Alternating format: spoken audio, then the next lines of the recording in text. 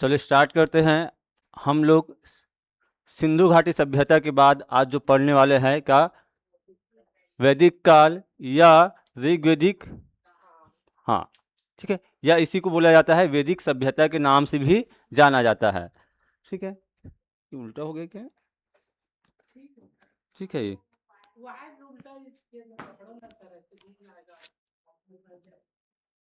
उल्टा लग गया। नहीं नहीं, ये उल्टा लगा है। चलो, आप लोग क्यों हंस रहे हो?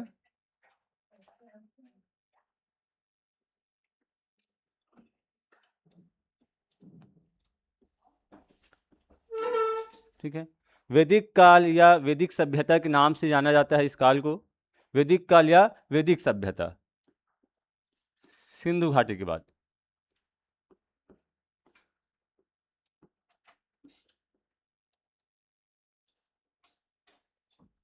जहाँ सिंधु घाटी सभ्यता नगरी सभ्यता था, शहरी सभ्यता था, वही वैदिक सभ्यता बिल्कुल उसके अपोजिट ग्रामीण सभ्यता था।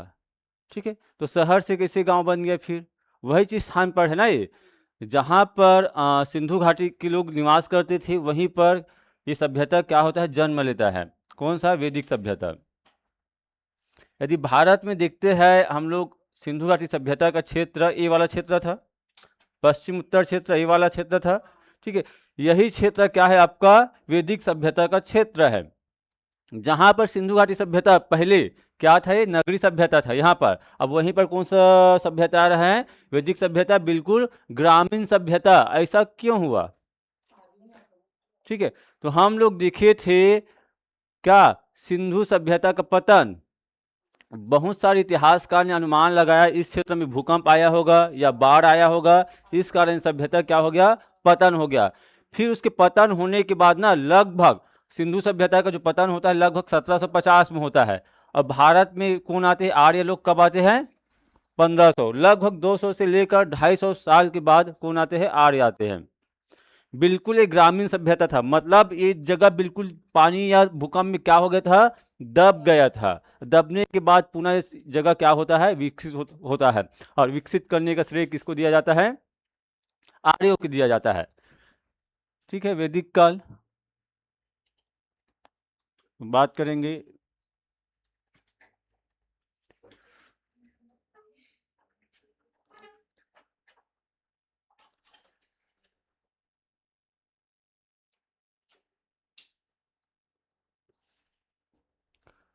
ठीक है, वैदिक,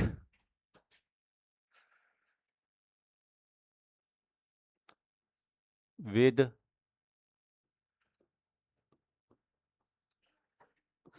शब्द से,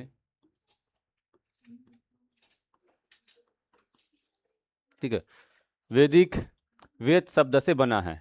ठीक है, मतलब वैदिक क्या है आपका, मूलतः कौन सा शब्द है, वेद है। और इसका अर्थ क्या होता है, देखिए यदि हम बात करेंगे वेद शब्द का अर्थ भी देखते हैं तो क्या होता है, इसका अर्थ होता है ज्ञान, या एक और मतलब होता है इसका, क्या हो जाएगा, जानना। ठीक है, क्या हुआ पूजा,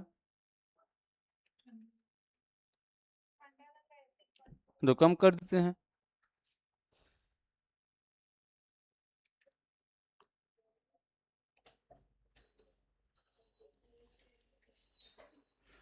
बहुत लोग नए नए आ रहे थे, सब लोग कहाँ गए?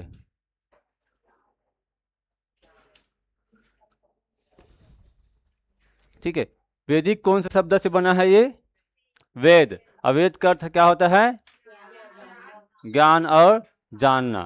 ठीक है, फिर लिखेंगे वैदिक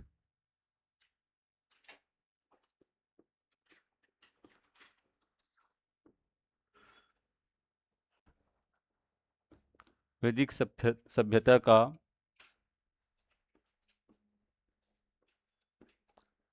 निर्माता कौन थे, ये थे। वैदिक सभ्यता के निर्माता कौन थे, आर्य थे।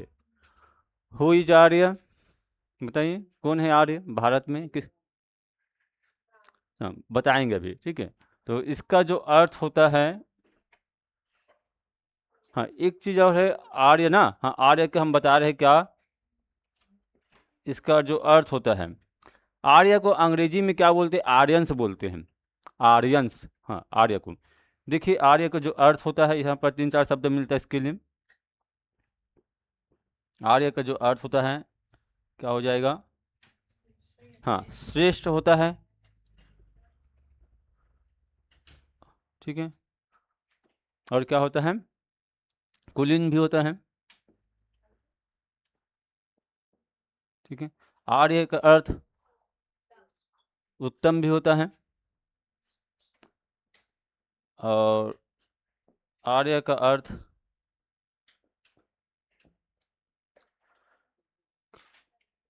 क्या होता है, अभिजात, या आर्य के एक और अर्थ होता है ना, ये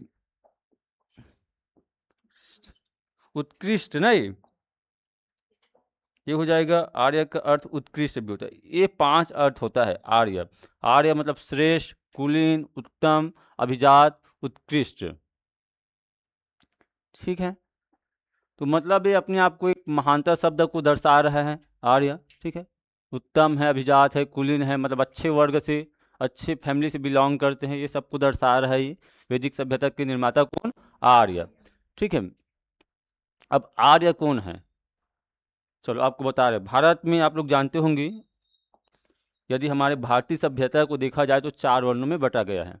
मतलब जो भारतीय समाज है प्राचीन काल में इसको 4 वर्णों में बांटे गए हैं, ब्राह्मण, क्षत्रिय, वैश्य और शूद्र। तो सबसे पहले इसका आपको इंट्रोडक्शन देते हैं, ठीक है। ये 4 वर्ण हैं भारत में, ब्राह्मण है, क्षत्रिय है, ठीक है, वैश्य हैं और शूद्र, ठीक है।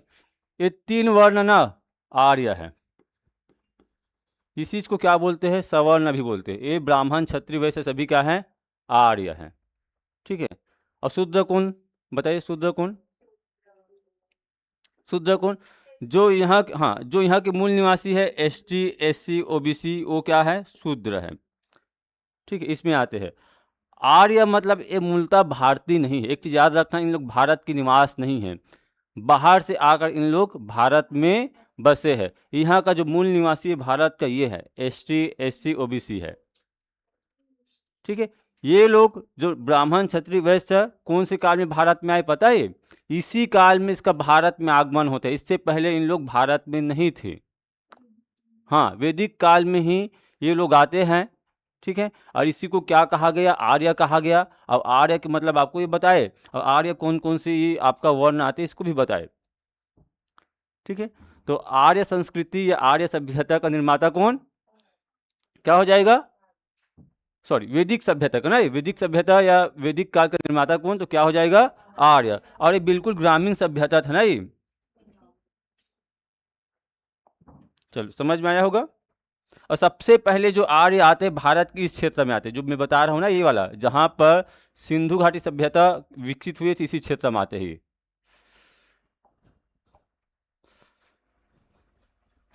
चल, आर्यों का भारत आने का सिद्धांत देखेंगे। आर्यों का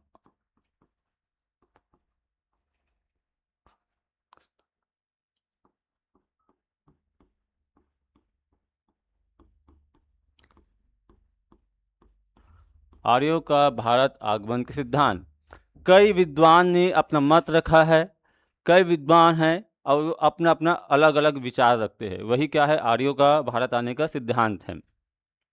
कई लोग बोल रहे हैं कि दक्षिण भारत से आ रहे हैं, कई लोग बोल रहे हैं कि मध्य एशिया से आ रहे हैं, कई लोग बोल रहे हैं कि यूरोप से आ रहे हैं। और कौन सा सिद्धांत ज़्यादा सटीक है उसको भी देखेंगे।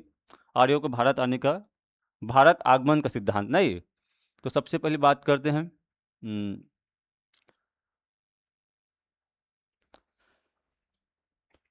मैं यहाँ पर विद्वान और इधर सिद्धांत लिख दूँ क्या, ऐसा करके 4-5 में लिखेंगे, जिससे कि सिद्धांत लिखेंगे इधर 1 लाइन में, और यहाँ पर विद्वान, इसको कौन विद्वान ने दिया है, सिद्धांत या मत है ना ये, विद्वान। जैसे कि तिलक को जानते होंगे,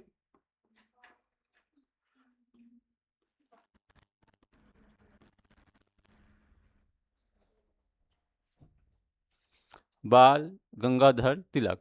ये लिखा है बाल गंगाधर तिलक लिखा ना, ये आप लोग सुधार लेना यहाँ पर, ठीक है, बाल गंगाधर तिलक। ये कौन सा सिद्धांत देते हैं? ये जो सिद्धांत देते हैं आर्य कहाँ से आया? देखिए यदि हम बात करते हैं तो ग्लोब है, ठीक है, ग्लोब का ये उत्तरी ध्रुव है और ये वाला दक्षिणी ध्रुव है। ये सिद्धांत देता है जो आर्य आया कहाँ से आया? उत्तरी ध्रुव से। तो इसका कहना है एक समय ना 6 महीने का दिन होता था, 6 महीने का रात होता था, तो उसी समय भारत में इसका आगमन हुआ था। ये किसका कहना है? तिलक का। तो ये जो सिद्धांत दिया है उसको कहा जाता है,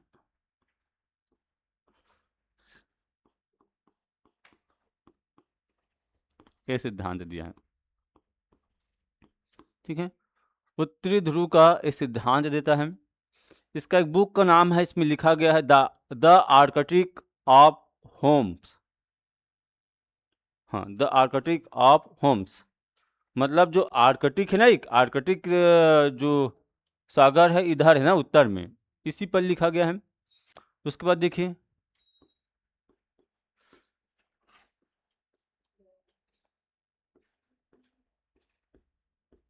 दयानंद सरस्वती, ठीक है, इसका जो सिद्धांत है भारत के उत्तर में कौन सा देश है बताइए? ये आपका ये चीन है ना, भारत के उत्तर में, तो ये वाला भाग क्या है? तिब्बत है। हाँ, पहले तिब्बत है, पहले ना चीन और तिब्बत अलग हुआ करता था, ठीक है। तो ये जो सिद्धांत देता है किसका देता है? तिब्बत है ना, तिब्बत का सिद्धांत दिया है कि जो आर्य हैं भारत में कहाँ से आते हैं? तिब्बत से आया है। इसका एक बुक है, कौन सा बुक में लिखा है? इसकी रचना ना इसमें लिखा है, बहुत फेमस बुक है, हाँ, सत्यार्थ प्रकाश। और इसका एक नारा भी है, वेदों की ओर हाँ लौटो, दयानंद सरस्वती का।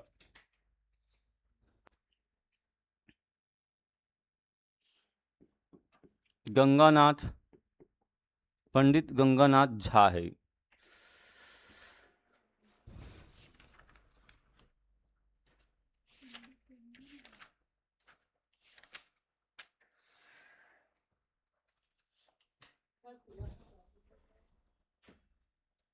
पंडित गंगानाथ झा, ठीक है, इसके जो सिद्धांत दिया है,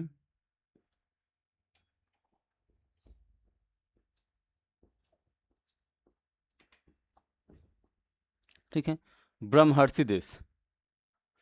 तो इसका अर्थ क्या हो जाएगा ब्रह्मर्षि देश का मतलब? ठीक है, किसको कहा गया? ये ना गंगा यमुना का जो दोआब है उस क्षेत्र को मानते हैं, जैसे कि यहाँ पर गंगा नदी है और इसके सहायक क्या है? यमुना है, इस क्षेत्र का थे आर्य लोग, गंगा यमुना दोआब, ठीक है। तो ऐसा देखा जाए तो इसने मूलतः भारत के ही सिद्धांत दिया, हाँ, भारत को बता दिया ब्रह्मर्षि देश, या हम लोग इस कर देंगे, क्या लिखेंगे? भारत, ऐसे भी कर सकते हैं, भारत से ही इसका क्या हुआ? उत्पत्ति हुआ।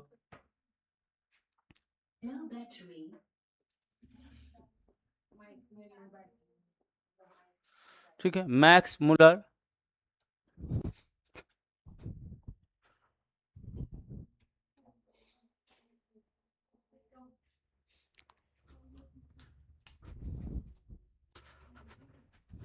ठीक है, मैक्स मुलर जो सिद्धांत दिया है इसने,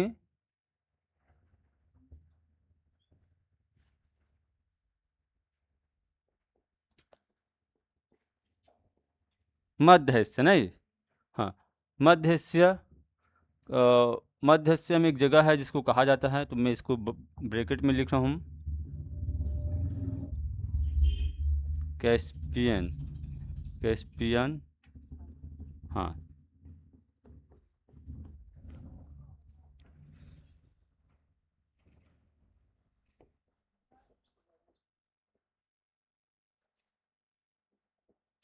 पी गाइल्स लिखना, ठीक है, ये लिखा है पी, हाँ, पी गाइल्स,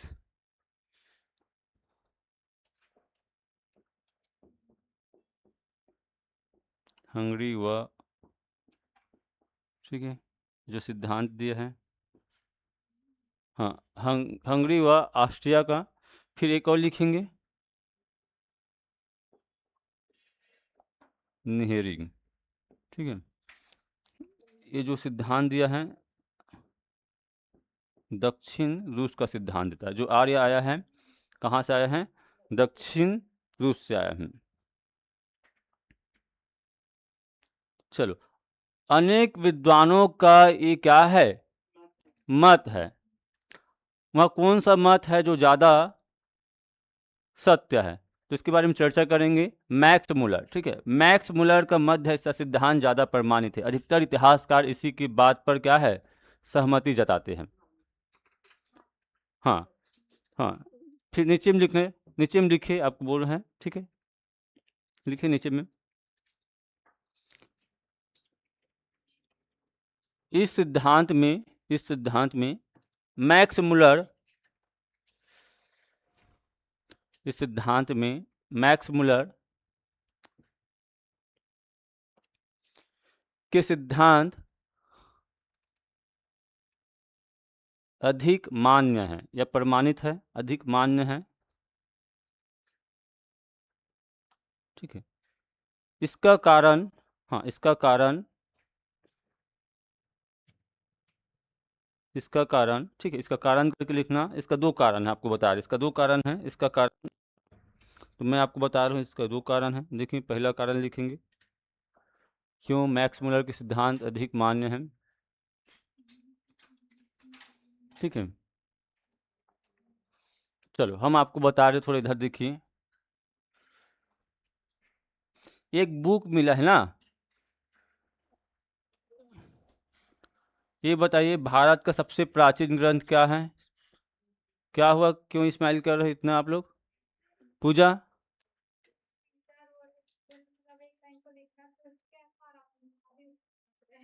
अच्छा, तो साथ में नहीं लिख रही थी? साथ में लिखना चाहिए ना। चल, होने के बाद वो पेज को हम निकाल देंगे, ठीक है। पेज नंबर 4 है। चलो, ये पाकिस्तान है, आप लोग जानते होंगे, ठीक है, ये पाकिस्तान है। और ये वाला जो देश है अफगानिस्तान। इसके जब आगे जाएंगे तो क्या मिलेगा? क्या मिलेगा? ईरान मिलता है। हाँ, यहाँ पर ईरान है। थोड़ा इसके बारे में सुनिए, क्यों मैक्स के मुलर के सिद्धांत ज़्यादा प्रमाणित है, ठीक है। यहाँ पर दो चीज़ है। एक ना, थोड़ा बात करते देखिए, पहला यहाँ पर ईरानी ग्रंथ, सॉरी, इसको गलत लिख ना, आप लोग देखिए, ईरानी ग्रंथ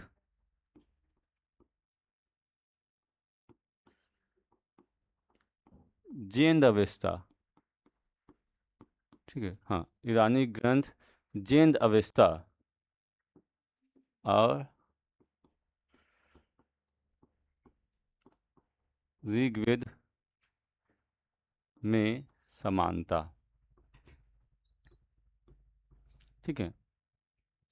यहाँ पर लिखा है ईरानी ग्रंथ जेंद अवेस्ता, ठीक है, जेंद अवेस्ता और ऋग्वेद में समानता। ईरान का ग्रंथ है जिसका नाम है जेंद अवेस्ता, और भारत का किस में चार्ज करना पड़ेगा?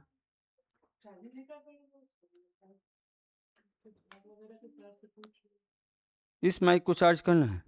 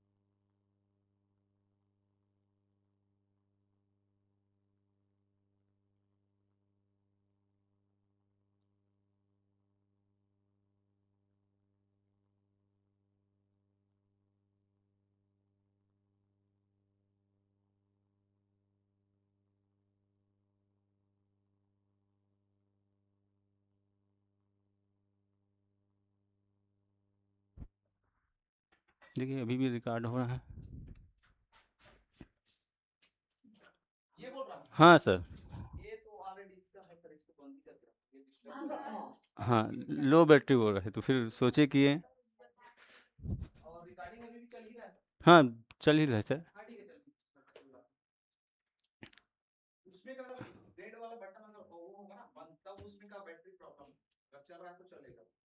नहीं मैं तो कुछ नहीं किया सर, सिर्फ हाँ चल रहा है।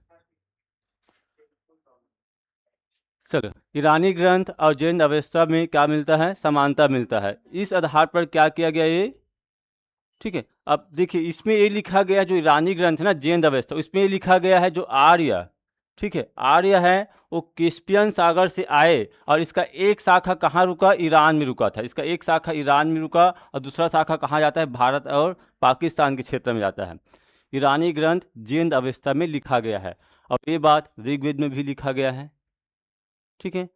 जिस प्रकार भारत का प्राचीन ग्रंथ है और पवित्र ग्रंथ है कौन, ऋग्वेद, उसी प्रकार ईरान का पवित्र ग्रंथ क्या है, जैन अवस्था है, ठीक है। एक तर्क ये दिया जाता है, अब देखिए दूसरा तर्क ये दिया जाता है।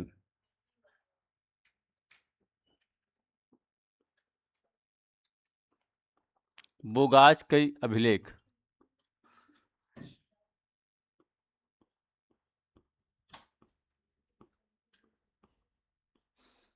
ठीक है, बोगास कई अभिलेख और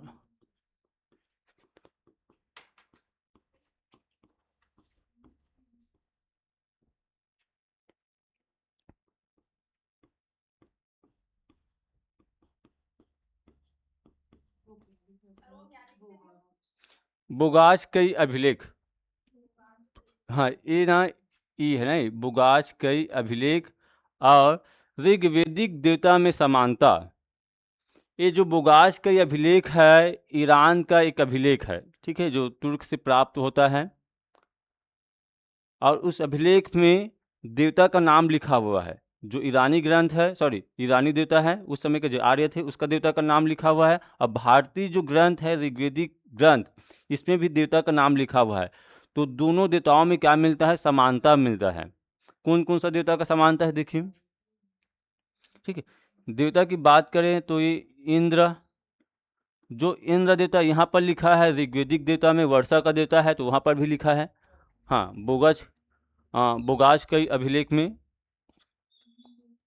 उसके बाद देखिए अगला जो समानता मिलता है किन देवता में मिलता है, इसमें मिलता है मित्र लिखा है। हाँ इंद्र, मित्र और एक है यहाँ पर लिखना क्या, वरुण, और चौथा लिखना है, चार देवता का समानता मिलता है, समानता, नासत्य,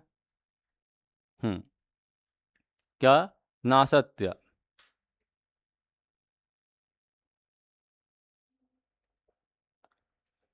ठीक है। इस चारों देवताओं में समानता मिलता है। इसी कारण कहा जाता है कि भाई ये जो भी बता रहे ना, ये जो बोगस कोई अभिलेख ये भी बता रहा है आर्य कहाँ से आए, कैस्पियन सागर जो मध्य हिस्सा है वहाँ से होते हुए आए, उसका एक शाखा ईरान में रुके और दूसरा शाखा कहाँ जाते हैं, भारत में, हाँ भारत या पाकिस्तान क्षेत्र में, और इस बात को ज़्यादा प्रमाणित मानते हैं, ठीक है। जो बोगस कई अभिलेख है ये ना कब का प्राचीन है, लगभग 1400 ईसा पूर्व प्राचीन अभिलेख है, ये बहुत पुराना अभिलेख है, ठीक है। तो हमने देखा क्या, आर्यों का भारत आने का सिद्धांत देखा।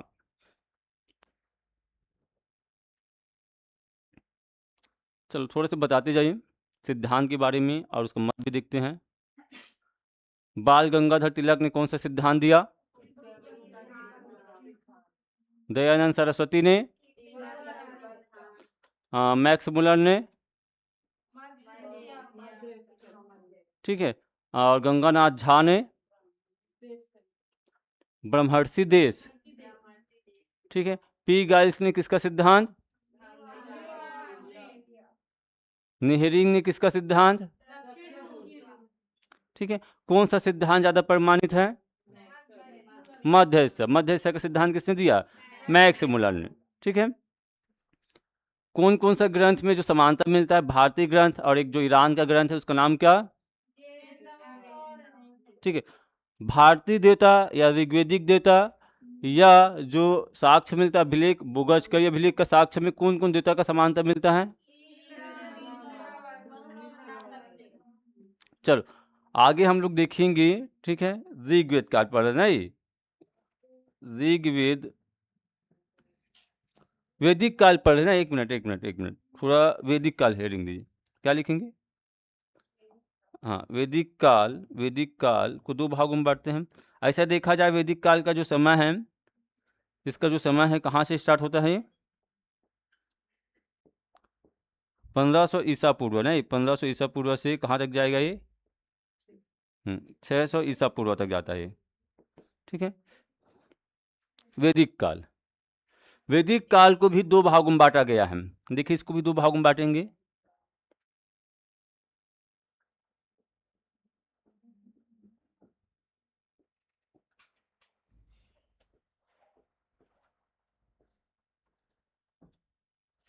वैदिक काल को भी दो भागों में बांटा जाता है, एक है ऋग्वेदिक काल और दूसरा है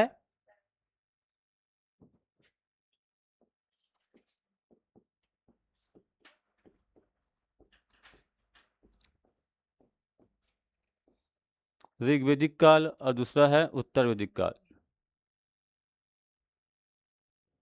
ठीक है। इसका टाइम अलग है ना ऋग्वेदिक काल का, जैसे कि इसका टाइम स्टार्ट होता है 1500 से लेकर, ऋग्वेदिक काल का टाइम है 1500 से लेकर ये 1500 ईसा पूर्व से जाता है ये कहाँ तक? 1000 ईसा पूर्व, ठीक है, यहाँ तक जाता है। उत्तर वैदिक का काल जाता है 1000 ईसा पूर्व से पीछे जा रहे हैं ना ये, कहाँ तक जाएगा ये? हाँ, 600 ईसा पूर्व।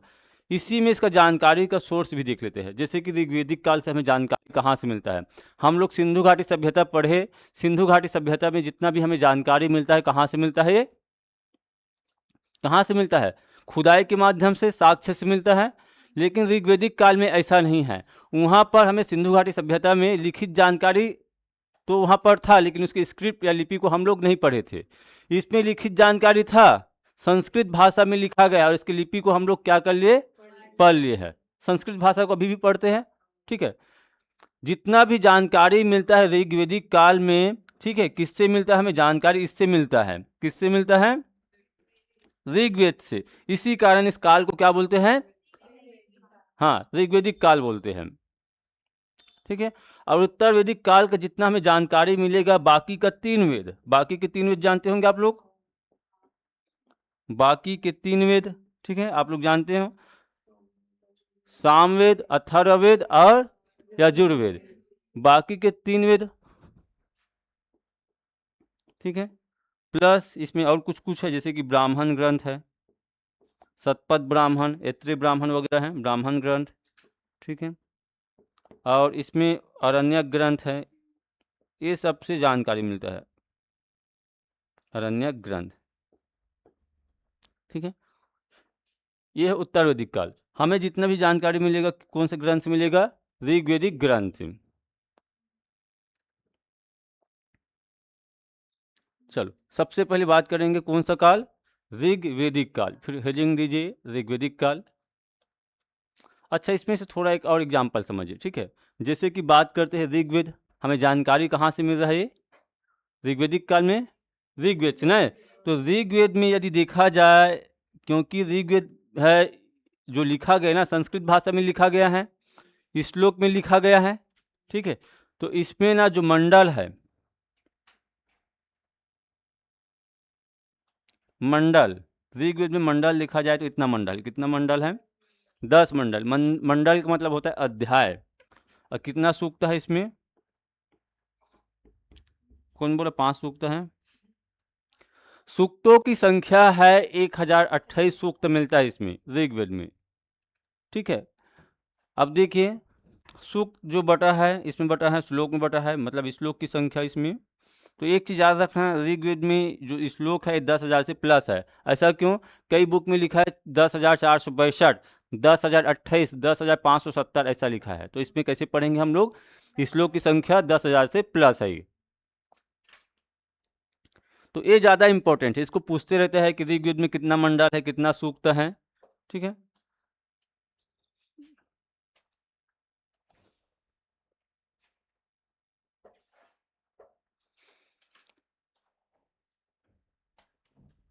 नेक्स्ट करें।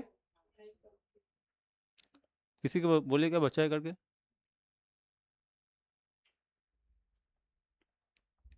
चलो नेक्स्ट आते हैं। अरे नेक्स्ट क्यों कर रहे हैं, ऐड करेंगे नहीं।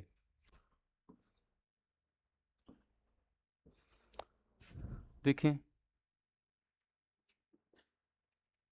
वैदिक काल में पहला जो काल है ऋग्वेद काल।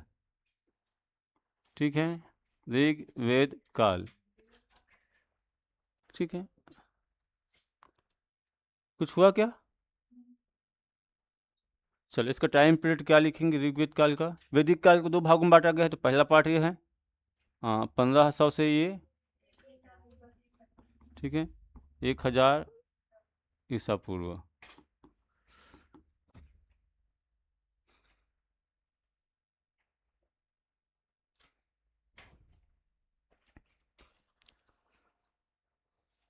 जानकारी, जानकारी कहाँ से मिलेगा? ऋग्वेद से। ठीक है, चलो इसमें जो पहला फैक्ट होगा हमारा ऋग्वेदिक काल में, आर्यों का प्रसार। क्या देखेंगे? आर्यों का प्रसार या क्षेत्र, आर्यों का क्षेत्र या प्रसार इस काल में।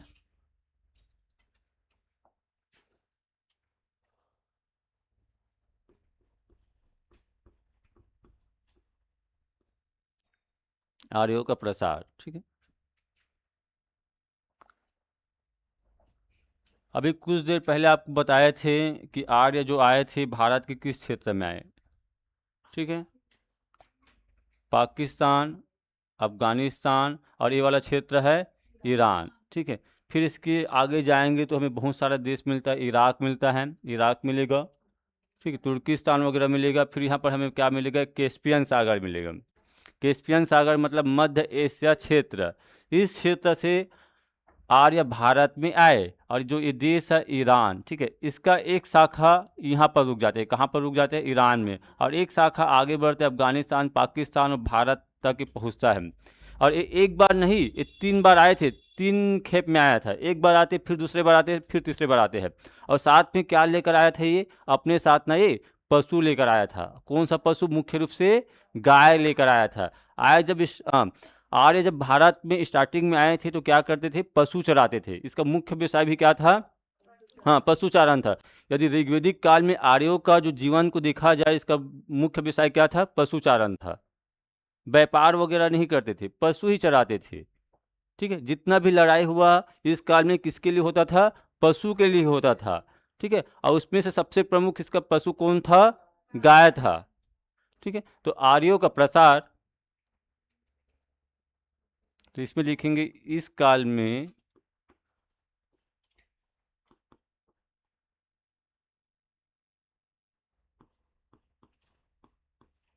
आर्यों का प्रसार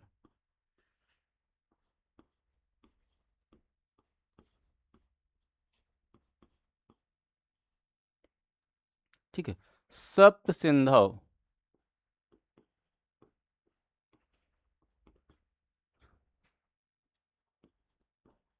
में हुआ। ठीक है, सप्त सिंधु प्रदेश में हुआ। इसके लिए वैदिक काल में एक शब्द लिखा गया है। ठीक है, इन लोग क्या लिखा गया है? इसको इस नाम से उल्लेख किया गया है, ब्रह्मवर्त। सप्त सिंधु के प्रदेश, सॉरी, सप्त सिंधु प्रदेश को क्या कहा गया? हाँ, ब्रह्मवर्त कहा गया। तो इसका अर्थ होता है, जो सप्त सिंधु प्रदेश का अर्थ होता है, ठीक है, 7 नदियों के क्षेत्र या 7 नदियों के प्रदेश को क्या बोलेंगे हम? हाँ, सप्त सिंधु प्रदेश कहा जाता है। 7 नदियों के क्षेत्र, कौन कौन सा नदी है पहले आपको समझा लेते हैं, उसके बाद बात करेंगे। ठीक है, सप्त सिंधु प्रदेश।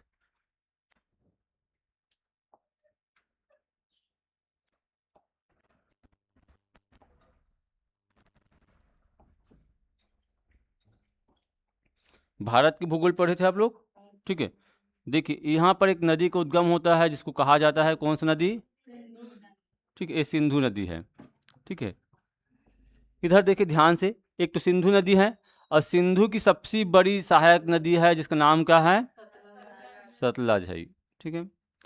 और सतलज की सहायक नदी क्या है, ठीक है, ठीक है, ये रावी नदी है। फिर एक और सहायक नदी इसका ब्यास नदी है, ठीक है, ब्यास नदी है। फिर यहाँ पर जाएंगे कौन सा नदी मिलेगा, चिनाव। फिर यहाँ पर जाएंगे तो झेलम।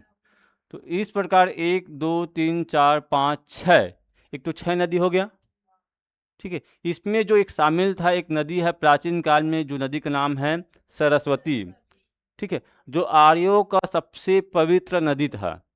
इसको ऋग्वेद में नदित्मा कहा गया। नदित्मा मतलब होता है नदियों की माता, ठीक है। ये नदी ना ऐसा होते हुए हरियाणा क्षेत्र से, पंजाब हरियाणा से होते हुए ना कच्छ के रण में जाकर गिरती थी। ये है कौन सी नदी है, सरस्वती। ये सातों नदी के क्षेत्र को कहा गया क्या, सप्त सिंधु प्रदेश, या इसी को बोला गया क्या, ब्रह्मवर्त के नाम से उल्लेख है ऋग्वेद में, ठीक है। तो हम लोग क्या लिखेंगे, सप्त सिंधु प्रदेश मतलब क्या लिखेंगे, 7 नदी के क्षेत्र, 7 नदियों के क्षेत्र बता रहे हैं, ठीक, सभी को बताएंगे। 7 नदियों के क्षेत्र को ही क्या बोला गया, सप्त सिंधु प्रदेश। और एक कौन कौन सा नदी है आपको बताएंगे। देखिए तो मैं यहाँ पर लिख रहा हूँ नदी का नाम। सबसे पहले यहाँ पर नदी भी लिखूंगा, उसका प्राचीन नाम भी लिख देता हूँ ना, यहाँ पर नदी और इसका प्राचीन नाम। ये आधुनिक नाम है जो इधर लिख रहा हूँ मैं। 7 नदी के क्षेत्र। नदी सबसे पहले यहाँ पर लिखा है, ये नदी सबसे बड़ा नदी था सिंधु, पहला सिंधु। तो ये देखेंगे जैसे कि हम लोग सिंधु नदी को अभी क्या बोलते हैं, सिंधु ही बोलते हैं, ठीक है। लेकिन प्राचीन काल में इसको किस नाम से जानते थे, तो इसका नाम प्राचीन काल में सेम इसी नाम से जानते थे, सिंधु नदी को सिंधु, ठीक है। फिर इसके नीचे में कौन सा नदी था सिंधु नदी के,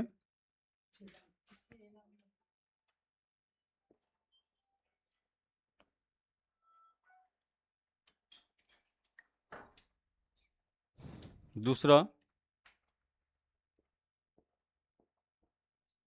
झेलम।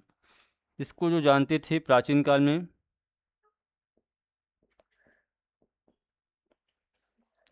हाँ, वितस्ता के नाम से जानते थे। या ऋग्वेद में इसका नाम ना, ऋग्वेद में इसी नाम से उल्लेख है, कौन से नाम से, हाँ, वितस्ता। झेलम के नीचे में सिनाव, ठीक है। इसका जो नाम था ऋग्वेदिक काल में,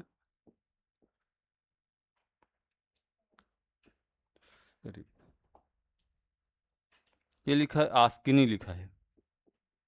ऋग्वेदिक काल में इसका नाम क्या मिलता है, आस्किनी मिलता है। ठीक है। सिनाव के नीचे में कौन सा नदी था, व्यास नदी, ठीक है। व्यास का नाम मिलता है, क्या मिलता है, क्या मिलता है, ये मिलता है विपाशा मिलता है, ठीक है। अब पांचवा, सिनाव के नीचे में क्या, रावी तो हो गया क्या, सॉरी व्यास का विपाशा, हाँ रावी नहीं, पांचवा जो था रावी,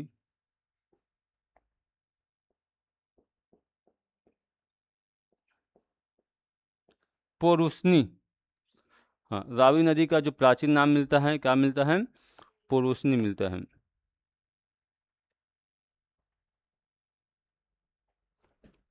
छठवा बच गए क्या, सतलज। मैं छठवा यहाँ पर लिख दूं क्या, यहाँ पर लिख दूं, आप लोग समझ जाए ना, ये देखिए सतलज, ठीक है। सतलज नदी का नाम यहाँ पर चेंज हो गया। देखिए यहाँ पर ऋग्वेदिक काल में क्या लिखा है, ये लिखा है शत्रुद्री लिखा है, 6 हो गया। और 7वां, सरस्वती नदी को अभी वर्तमान में सरस्वती बोलते ना ये, हाँ, वर्तमान नाम क्या, सरस्वती। और प्राचीन काल में भी इसको क्या बोलते थे, सरस्वती बोलते थे, ठीक है। अब देखिए हम लोग ना जब ऋग्वेद पढ़ते हैं, टोटल ऋग्वेद में ना 25 नदियों का उल्लेख किया गया है। क्योंकि हमें जानकारी कहाँ से मिल रहा है? ऋग्वेद से। ऋग्वेद में टोटल 25 नदियों का उल्लेख है, जिनमें से सबसे ज़्यादा बार उल्लेख किसका है? किसका? सिंधु का। सिंधु का। तो हम लोग ये समझ सकते हैं कि भाई जो ना आर्य थे ऋग्वेदिक काल में किस नदी के आसपास निवास करते थे? सिंधु नदी के आसपास। इसी कारण इसका सबसे अधिक बार उल्लेख हुआ है। ऐसे भी बोलते हैं कवि जैसे देखते हैं वैसे लिखते हैं। लिखते कि नहीं लिखते हैं? लिखते हैं ना। मतलब इन लोग ने अपने आसपास में कौन सा नदी को अधिक बार देखा था? सिंधु नदी को। इसी कारण सिंधु नदी का उल्लेख सबसे अधिक बार हुआ है। इस कारण कहा जाता है आर्यों का सबसे महत्वपूर्ण नदी था ये। कौन? हाँ, सिंधु नदी सबसे महत्वपूर्ण नदी था। ठीक है। अब यहाँ पर बात करते हैं सरस्वती नदी। आर्यों का सबसे पवित्र नदी था ये। ऋग्वेद में इसके लिए एक शब्द का प्रयोग हुआ है, कौन सा? नदित्मा। हाँ, इसको कहा गया है नदित्मा। नदित्मा का मतलब होता है नदियों की, हाँ, नदियों की माता कहा गया इसको। ठीक है। फिर इसी में क्या लिखेंगे ऋग्वेद में? हाँ, मैं उस इधर लिख रहा हूँ ना,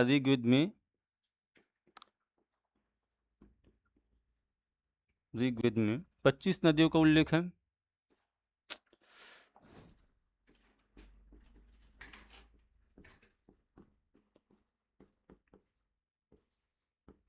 कई बुक में दिया है कि भाई ऋग्वेद में 42 नदियों का उल्लेख है, तो आप लोग इसमें कंफ्यूजन मत होइए। 25, 42, ठीक है। कई बुक में 42 भी लिखा हुआ है इसको। सबसे अधिक बार यहाँ पर देखिए सिंधु, सिंधु सबसे अधिक बार।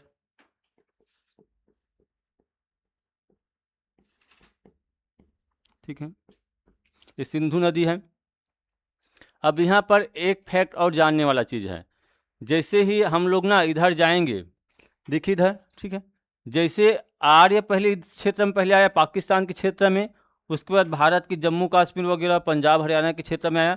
जैसे आगे बढ़ते गए ना, जैसे आगे बढ़ते गए तो उसको भी आर्य नदी को देख रहे हैं, इधर की नदी को भी देख रहे हैं ना। ये जब उन लोग पूर्व की ओर बढ़े तो पूर्व की ओर जैसे बढ़ते गए वैसे नदियों का उल्लेख कम होता गया। ऐसा क्यों? क्योंकि आर्य इस क्षेत्र में अभी भी ज़्यादा इसका आना जाना नहीं हुआ था। इस कारण इस क्षेत्र की नदी का उल्लेख बहुत कम है। जैसे कि गंगा का उल्लेख सिर्फ 3 बार है, यमुना का उल्लेख सिर्फ 1 बार है। ठीक है, सॉरी, यमुना का 3 बार उल्लेख है और गंगा का 1 बार ही उल्लेख है। मतलब आपका यमुना नदी पहले आता है ना। देखिए यहाँ पर गंगा नदी है, फिर यहाँ पर यमुना नदी आता है। तो यमुना को पहले देखें तो इसका उल्लेख 3 बार मिलता है, और गंगा को बाद में देखें तो इसका उल्लेख 1 बार। सिंधु का सबसे अधिक बार, तो यहाँ पर लिखेंगे गंगा का कितने बार? ऋग्वेद में गंगा का 3 बार। सॉरी, गंगा का एक, इस यहाँ पर इसे लिखिए यार आप लोग, मैं इसको गलत कर दिया। आप लोग ऐसे कीजिए, इसको पहले ना ये लिखना, यमुना लिखना।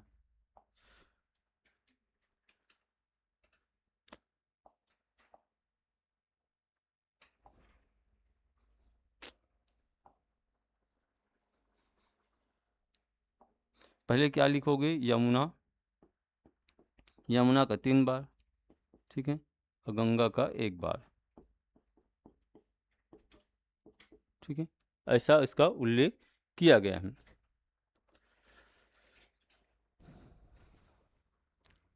कम कम कम, ठीक है। ये तो 7 नदियाँ हो गया। फिर नीचे में लिखेंगे अन्य नदी। अन्य नदी जिसका उल्लेख भी किया गया है, जैसे कि ऋग्वेद में अन्य नदी करके लिखेंगे जिसका उल्लेख किया गया है।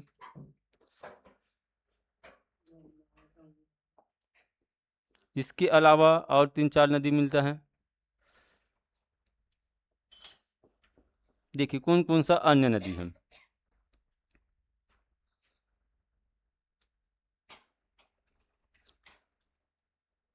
गंडक नदी का उल्लेख किया गया है ऋग्वेद में। किस नाम से किया गया है? यहाँ पर गंडक लिखेंगे। ठीक है, गंडक।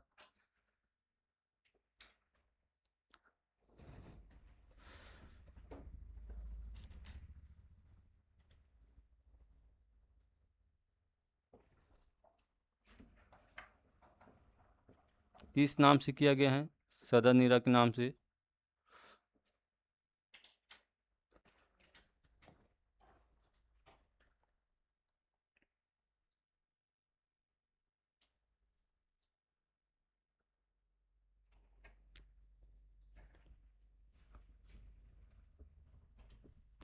इस नदी का नाम उल्लेख है चौतांग नदी, इसको इस नाम से उल्लेख किया गया द्वार द्वितीय द्व द्व दुष्द्युति। मैं इसको गलत लिख दिया, ठीक है, ये ना ऐसा मात्रा रहेगा, ऐसा दृष्टद्रुति। हाँ, चौतांग नदी का नाम है, ठीक है। इसके अलावा अफगानिस्तान की 4 नदियों का भी उल्लेख किया गया है। कश्मीर का एक नदी है, तो कश्मीर का एक नदी है, उसका नाम लिख लेते हैं।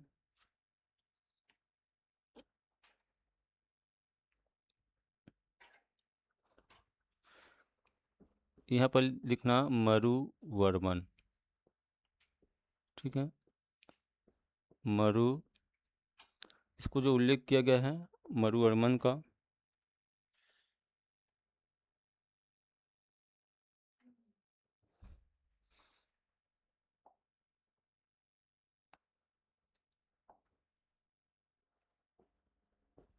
इस नाम से उल्लेख है। मतलब इसका जो आधुनिक नाम है मरुवर्मन, प्राचीन नाम मरुदवृद्ध। तो इस प्रकार नदियों का उल्लेख किया गया है। चलो आगे जाते हैं, ठीक है। तो ये हो गया आर्यों का क्षेत्र। अब हम लोग देखेंगे आर्यों का सामाजिक जीवन, ठीक है, आर्यों का सामाजिक जीवन मैं आपको बताया, ठीक है। चलो थोड़ा सा एक बार रिवीजन करते हैं। भारत में जिस क्षेत्र में आर्य आकर बसे उस क्षेत्र को क्या कहा गया? क्या कहा गया? सप्त सिंधु प्रदेश। ऋग्वेद में इसका नाम किस नाम से उल्लेख है? ब्रह्मवर्त, ठीक है। सप्त सिंधु प्रदेश में सिंधु नदी का नाम, चिनाव का, झेलम का, ठीक है, रावी का, ब्यास का, सतलज का, ठीक है। चलो हम लोग पढ़ेंगे ऋग्वेदिक समाज। कोई कुछ बोले क्या?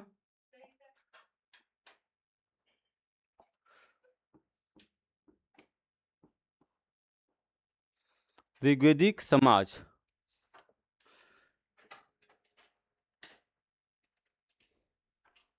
चलो मैं आपको बताया था, क्या हुआ नंदनी? क्या नाम लिखती है आप? राशि, बताइए क्या हुआ? जहाँ पर वैदिक सभ्यता ग्रामीण सभ्यता था, वही सिंधु सभ्यता क्या था? शहरी सभ्यता, ठीक है। यहाँ पर जस्ट अपोजिट हो रहा है। इसका समाज भी उल्टा हो जाएगा। जहाँ पर इसके बारे में बात करते हैं ना, सिंधु सभ्यता मातृ प्रधान समाज था, इसका समाज ना पितृ प्रधान था। ऐसा क्यों? देखिए, आर्य क्या करते थे? आर्य जब भारत में आए तो पशु लेकर आए थे, और ये लोग क्या करते थे? पशु चराते थे, ठीक है। पशु चराने के लिए किसकी आवश्यकता अधिक होता है? पुरुष का। हाँ, इस कारण इसका समाज क्या था? पितृ प्रधान था, ठीक है। और इसका देवता, देखिए इन लोग पशु चराएंगे तो इसका सामना किससे होंगे? नेचर से होंगे, प्राकृतिक से होंगे। तो इसका देवता भी ना अधिकतर ना प्रकृति से ही मिलता जुलता। वर्षा के देवता, हवा के देवता, पानी के देवता, अग्नि के देवता, हाँ इसी से मिलता जुलता। पशु का देवता पूषण, पशु के देवता।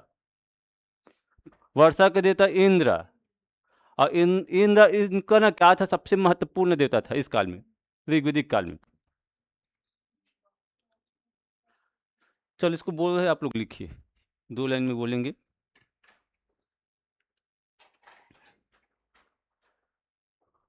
ऋग्वेदिक आर्य, ठीक है, ऋग्वेदिक आर्य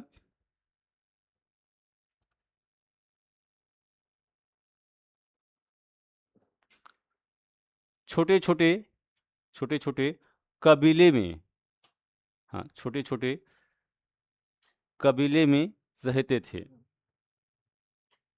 छोटे छोटे कबीले में गांव में निवास करते थे, इसीलिए है ना, गांव में निवास करते थे, वही है, गांव में निवास करते थे। इसका जीवन, इसका जीवन पशुचारण करने के कारण,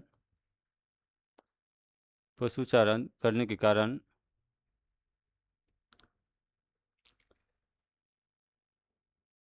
भ्रमणशील था, भ्रमणशील था। भ्रमणशील मतलब तो आदि मानव जैसे हो गए यार, हो गए ना ये। हाँ, पशु चराने की वजह से एक स्थान पर लोग कभी नहीं रुकते थे, जहाँ पर चारा मिला वहीं पर रुक गए। और पशु का यूज किस लिए करते थे, एक तो दूध के लिए और दूसरा मांस के लिए, हाँ, दोनों के लिए करते थे। ठीक है, क्या पढ़ रहे हैं, ऋग्वेदिक समाज पढ़ रहे हैं, तो इसमें क्या लिखेंगे, पहला हेडिंग दीजिए समाज, समाज।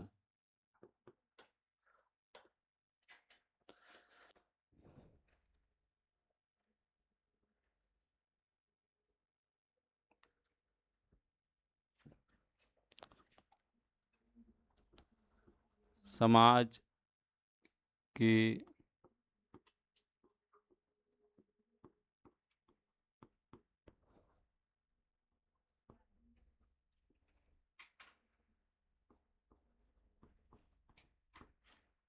समाज की संरचना का आधार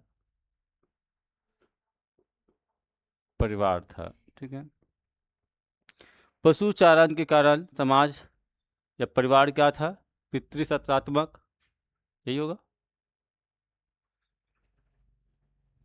परिवार या समाज।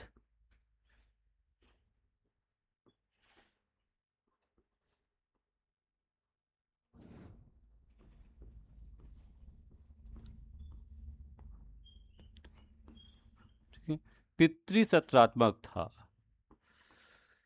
परिवार के मुखिया को क्या बोलते थे इन लोग,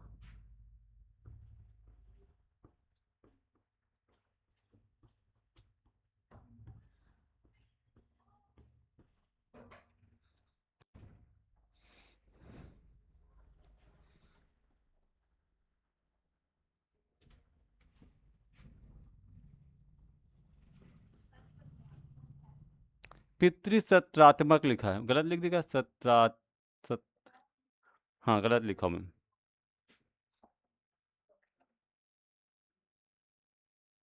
ये हो जाएगा पितृसत्तात्मक।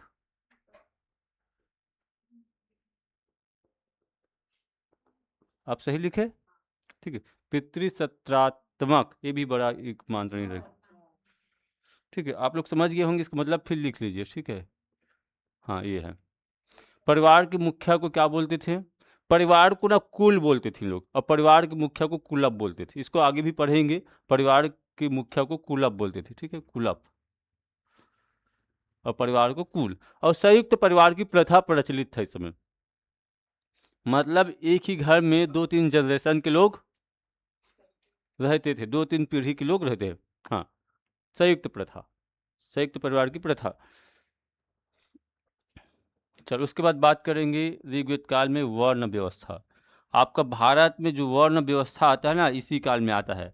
और ये क्या है, भारत को ना दीमक की तरह यही समाज को क्या कर रहा है, खा रहा है। हाँ, वर्ण व्यवस्था कि भाई ब्राह्मण क्षेत्र है, कहीं पर ऐसा लिखा कि ब्राह्मण श्रेष्ठ है और शूद्र श्रेष्ठ नहीं है, एक गलत कथन है आदमी का, सभी वर्ण क्या है, बराबर है, वर्ण व्यवस्था।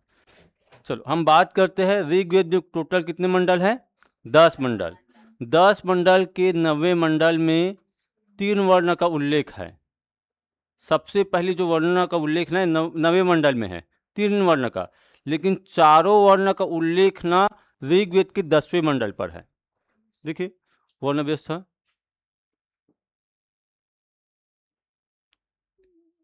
ऋग्वेद,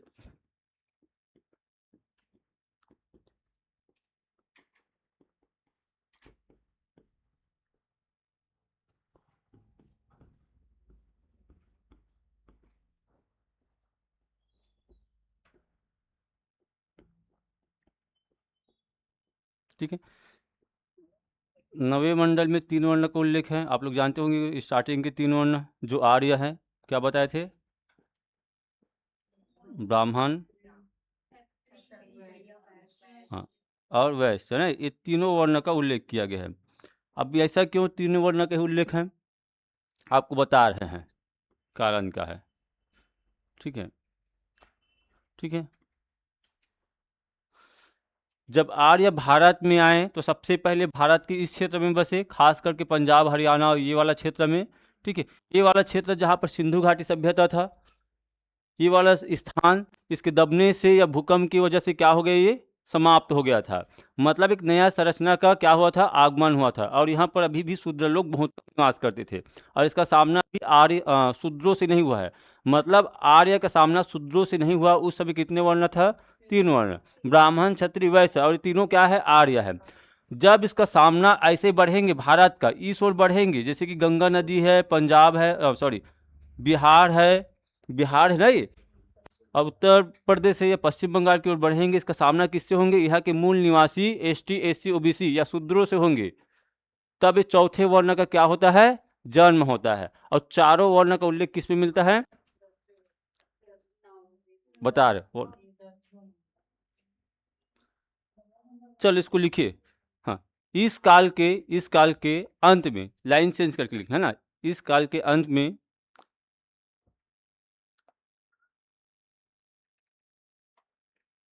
जब आर्य आर्य इस काल के अंत में जब आर्य पूर्व भारत की ओर बढ़े, ठीक है, पूर्व भारत की ओर बढ़े,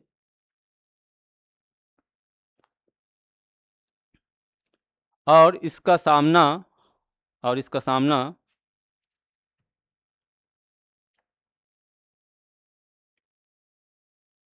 और इसका सामना अनार्यों से हुआ, अनार्यों से हुआ, तो चारों वर्ण का, सॉरी, तो लिखना ना, तो शूद्र तो शूद्र वर्ण को जन्म दिया गया। हाँ, तो शूद्र वर्ण को जन्म दिया गया। और जन्म कौन दे रहे हैं, कौन दे रहे हैं, आर्य। ठीक है, ये बताइए, हम लोग पढ़ते हैं कि जो वेद है, वेद को किसने लिखा, भगवान ने लिखा बोलते, हाँ, बोलते ना गर्व से, आर्य, सॉरी, वेद को किसने लिखा, भगवान ने लिखा। और वेद में आपका 4 वर्ण का उल्लेख है 10वें मंडल में, ब्राह्मण, क्षत्रिय, वैश्य, शूद्र। और चारों वर्ण में क्या किया गया है, भेदभाव किया गया है, खास करके शूद्र में। तो भगवान न कभी भी ना अपने संतान के साथ भेदभाव नहीं करते। एक चीज याद रखना, आपके जो वेद है ना, उसको ना ब्राह्मण ने लिखा है, भगवान ने नहीं लिखा है। ठीक है, और जानबूझ के भाई अपने बारे में लिखेंगे तो अपने बारे में तो निंदा नहीं करेंगे, नहीं करेंगे ना, अपने आप को हमेशा क्या दिखलाएंगे, हाँ, श्रेष्ठ दिखलाएंगे। चलो, चारों वर्ण का उल्लेख ऐसे लिखेंगे ना, ऋग्वेद की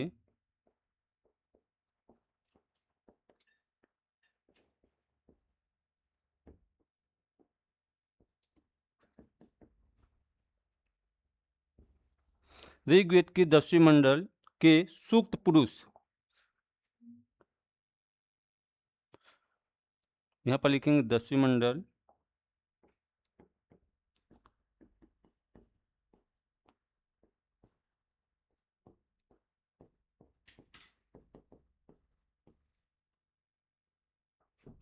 कि यहाँ लिखा है ना 4 वर्ण, लिखना 4 वर्ण, यहाँ पर लिखा 4 वर्ण का उल्लेख है। ये वाला टॉपिक बड़ा इंपॉर्टेंट है, ठीक है, इसको कई बार एग्जाम में पूछते रहते हैं।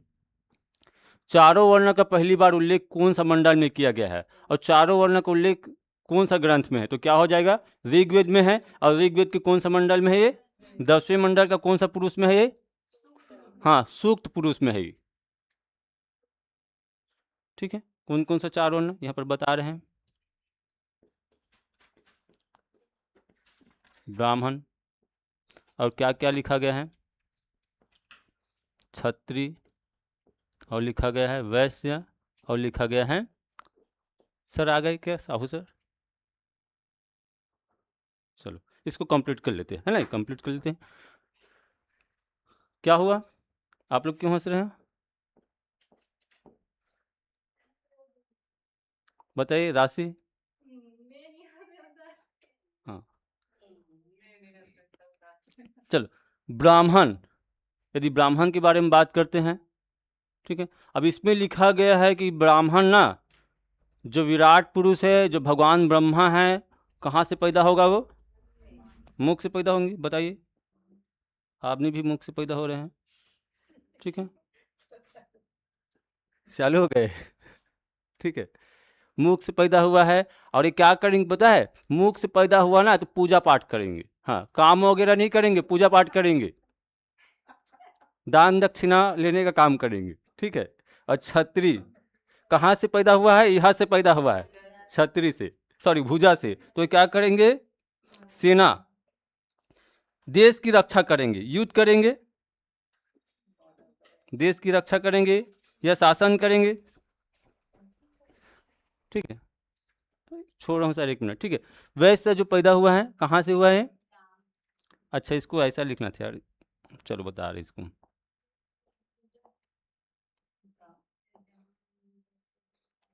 ये जो हुआ है भुजा से, ठीक है, वैसे जो हुआ है जांग से, और शूद्र कहाँ से हुआ है?